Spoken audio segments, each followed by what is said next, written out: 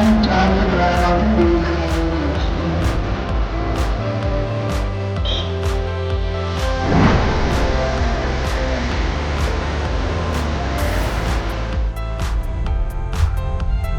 क्या आप मेरे साथ मुंबई के सफर पर चलेंगे?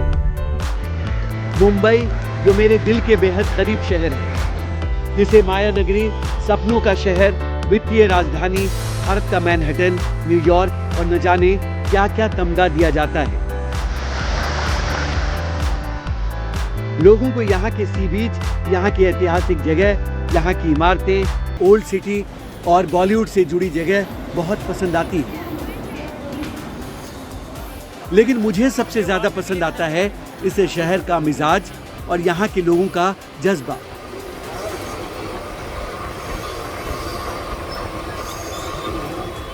भीड़ भाड़, ट्रैफिक जाम और रहने की जगहों की कमी और रोज़मर्रा के तमाम संघर्षों के बावजूद जिस बेफिक्री से ये शहर दौड़ता है और लोग उन्हीं चुनौतियों के बीच अपनी दिनचर्या में जिस तरह मशगूल दिखते हैं, वो मुझे बहुत हौसला देता है।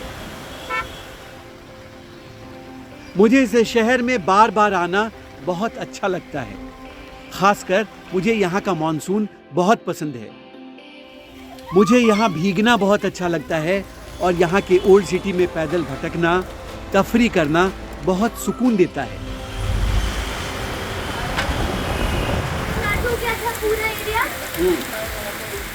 इस बार के मानसून में फिर उसी आनंद, चैन और सुकून की तलाश में मैंने मुंबई जाने का प्लान बनाया।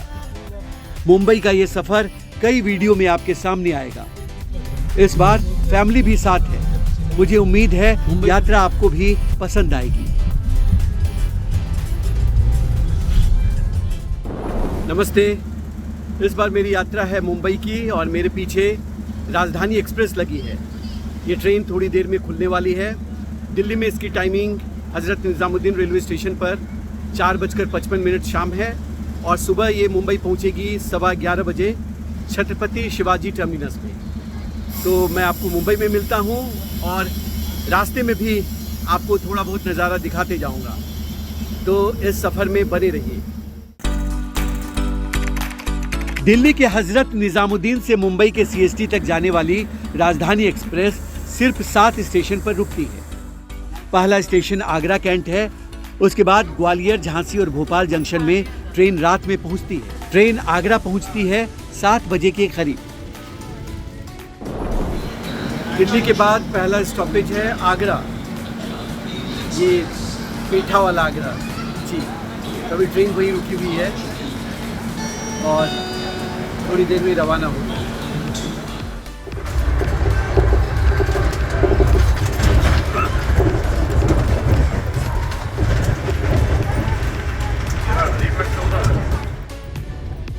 आगरा के बाद मैं खा पी कर सो गया। जागा तो पता चला ट्रेन 2.5 घंटे की देरी से चल रही है। Good morning. अभी ट्रेन हो गई है 2-2.5 घंटे लेट। पता नहीं कहाँ पहुँची है। अभी जलगांव पहुँचना था सुबह, तो देखिए कब तक पहुँचती है।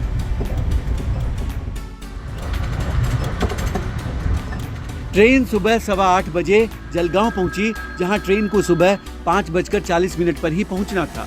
नॉर्थ महाराष्ट्र की ये जगह केले की खेती के लिए मशहूर है। इसे बनाना सिटी ऑफ इंडिया भी कहते हैं।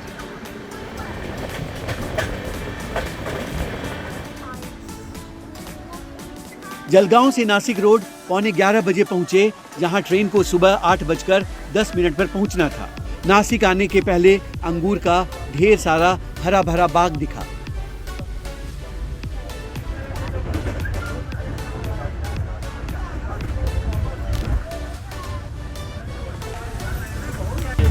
नासिक रोड के बाद ट्रेन के बाहर मनमोहक नजारा दिखता है।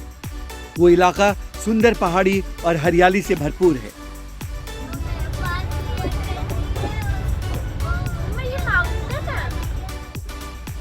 इगतपुरी के बाद तो ट्रेन जैसे जैसे कल्याण जंक्शन की ओर बढ़ती है तो रूट गजब का सुंदर लगने लगता है। मन करता है ट्रेन कुछ देर रुक जाए और मैं उन वादियों में जाकर जमकर घूमूं।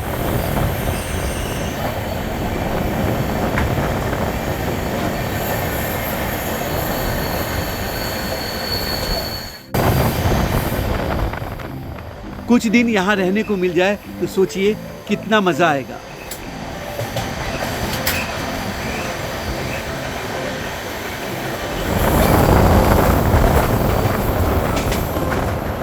बरसात के मौसम की वजह से इलाके में ताजगी थी, पेड़ों के पत्तों में चमक थी।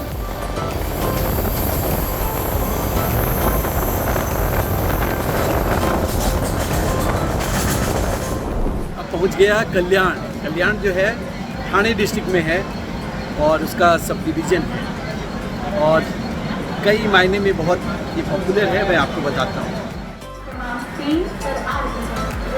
कल्याण महाराष्ट्र का 7वां बड़ा शहर है जो उल्हास नदी के किनारे बसा है और कोंकण रीजन में आता है। कल्याण को मुंबई महानगरीय क्षेत्र का ही हिस्सा माना जाता है जो कल्याण डोंबिवली म्यूनिसिपल कॉरपोरेशन में है।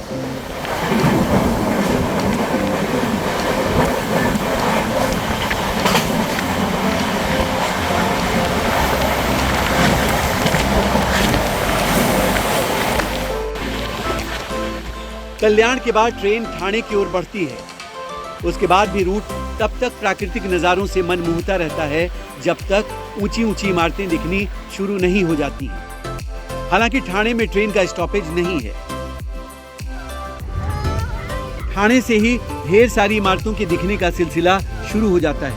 मुंबई एरिया में आते आते दोनों ओर ऊंची ऊंची इमारतें हैं और बिना बालकनी वाले ग्रिल युक्त खिड़की वाले घर भी दिखते हैं। लोकल ट्रेन भी लगातार चलते दिखने लगती है। इसी तरह खिड़की से बाहर देखते हुए पहुंच गया मुंबई का सीएसटी स्टेशन।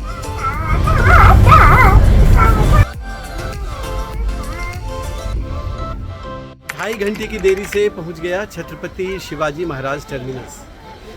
तो थोड़ा सफ़र लंबा हो गया, 11:30 बजे एक्सपेक्ट कर रहा था, तो शेड्यूल थोड़ा इधर उधर हुआ। तो शेड्यूल मैं अभी आपको बताता हूँ। पहले स्टेशन से बाहर निकलता हूँ।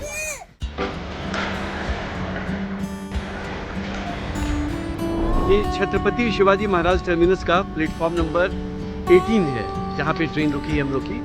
और जिस एग्जिट से बाहर आया तो यहाँ बिल्कुल भीड़ भाड़ नहीं है और बहुत शांति है और हवा बहुत अच्छी चल रही है मुंबई में। तो एक लुक दिखा देता हूँ आपको। ऐसे छत्रपति शिवाजी महाराज टर्मिनस जो है बहुत हिस्टोरिकल, काफ़ी हिस्टोरिक ये रेलवे स्टेशन है। इसका फ्रंट बहुत विशाल है, वो भी कभी आपको दिखाऊंगा। तो लेकिन मैं जिस साइड से निकल रहा हूँ ये अलग रास्ता है। तो निकला तो छोटा भाई राहुल इंतज़ार कर रहा था। कार तक पहुँचते ही बारिश शुरू हो गई। मुंबई पहुँचने पे बारिश ने स्वागत किया है, जिस बारिश के लिए हम लोग तरसते रहते हैं दिल्ली में। तो बाहर का नज़ारा आपको दिखाता हूँ। ये देखिए शीशा पे बूंद बारिश की बूंदें हैं।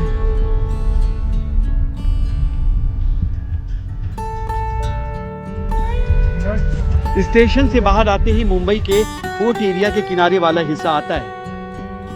वहां से हम ईस्टर्न फ्रीवे पर चढ़ गए।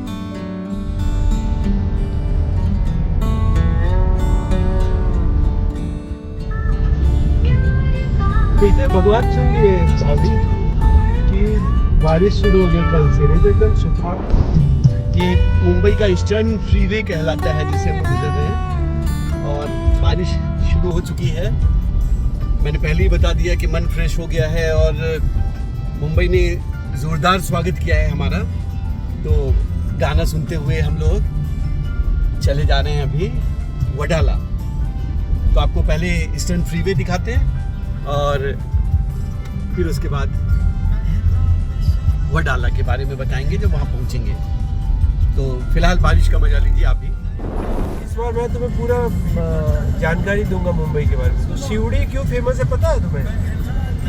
कंट्री में ना, इंडिया में पिछले मोर देन 200 इयर्स से माइग्रेटरी बर्ड्स साइबेरिया से, पता है तुम्हें? साइबेरिया से आती है। मोर देन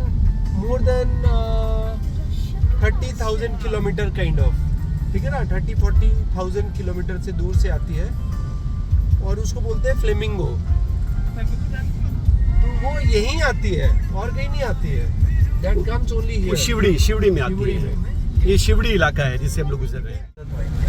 अब ये देखिए यहाँ से अटल सेतु शुरू हो रहा है, वो जो नवी मुंबई। हाँ जो नवी मुंबई ये रास्ता जाता है। और आप आजकल बहुत सुर्खियों में है क्योंकि नया नया इसका उद्घाटन हुआ था पिछले दिनों। तो ये वो अटल सेतु है, तो इस पर भी कोशिश करूँगा कि आपको घुमाऊँ।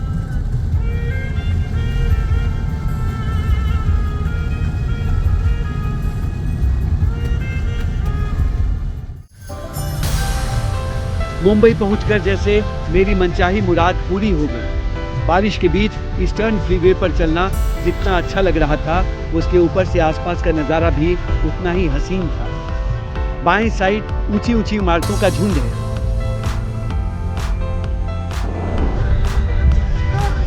देखो ये है ना हर तरफ, ये देखो फ्लेमिंगो सब, ये देखो भक्ति पार्क आ गया।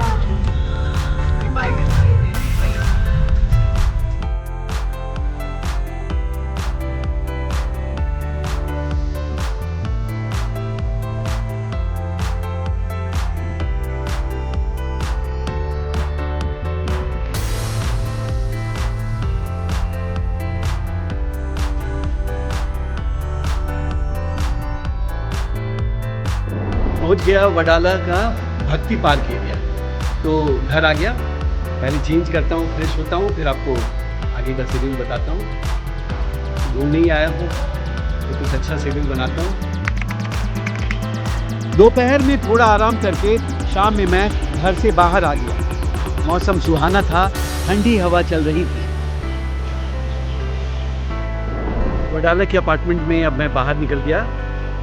शाम हो गई है और आसपास पहले चक्कर लगाता हूँ क्या क्या है यहाँ पे और लोकेशन कैसा है।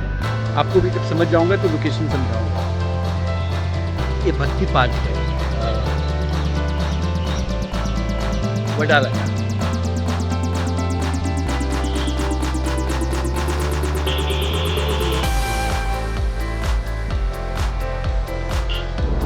इमारतें तो इतनी ऊंची ऊंची है कि आप एकदम सिर उठा के पूरा इस डायरेक्शन में देखेंगे तब जाके आपको सबसे ऊपर की मंजिल दिखेगी।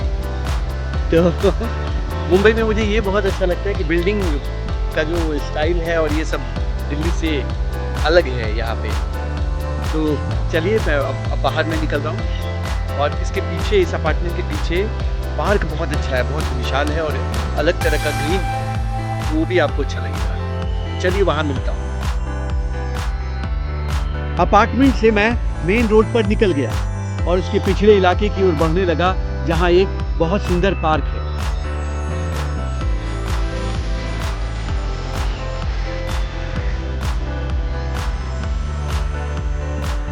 पार्क अपने ही अपार्टमेंट के ठीक पिछले हिस्से में।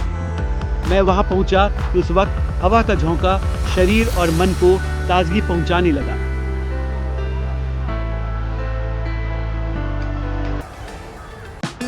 पार्क में चिड़ियों की भी मधुर आवाज़ सुनाई दे रही थी। मेरे साथ साथ बच्चे भी पार्क में आ गए थे और वॉक का लुत्फ उठा रहे थे। हमने पार्क का पहले लंबा चक्कर लगाया। वो पार्क हरियाली का जैसे सागर है, जिधर नज़र उठाइए हरा ही हरा नजर आता है। हम अभी आधा ही चक्कर लगाए थे कि बारिश शुरू हो गई। जब पार्क में पहुंचा था तो एकदम नॉर्मल मौसम था और 5 ही 7 मिनट में ऐसी बारिश शुरू हो गई कि हाथ में छतरी लेके फिर घूम रहा हूँ।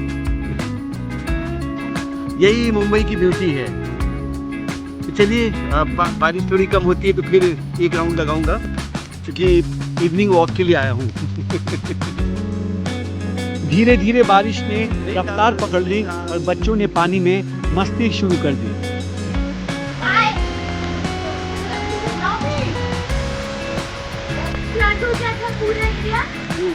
आधे घंटे हम पार्क में एक शेड में छिपे रहे। बच्चे बाहर मस्ती करते रहे।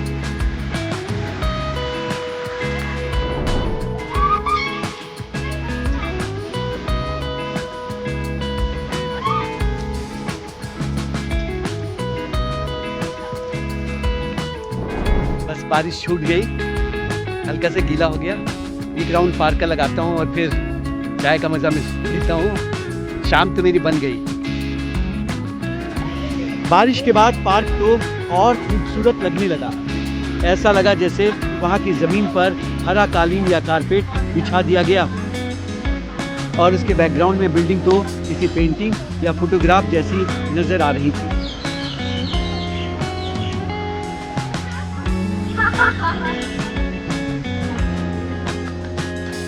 हमने और आधे घंटे पार्क में बिताए, मौसम का लुत्फ उठाया और फिर अपार्टमेंट में लौट आए। इस तरह पहला दिन मस्ती भरा रहा। एक राउंड हो गया पूरे इलाके का। जो दिल्ली की जो गर्मी थी वो फर्स्ट डे ही निकल गई। बारिश में भीग गया, मज़ा आ गया। मैं यही तो चाहता था कि थोड़ा सा मानसून का मज़ा लिया जाए। तो चलिए फिर आगे का दिन करता हूँ और अगला प्लान बताता हूँ। घर लौटकर मैंने गर्मा गर्म चाय पी और फिर फैमिली गपशप में लग गया। अगले एपिसोड में मैं आपको मुंबई का मानसूनी माहौल दिखाऊंगा। बारिश की मस्ती, वड़ा पाव का स्वाद और मरीन ड्राइव की सैर समेत बहुत कुछ अगले वीडियो में रहेगा। तो जल्द मिलते हैं। नमस्कार।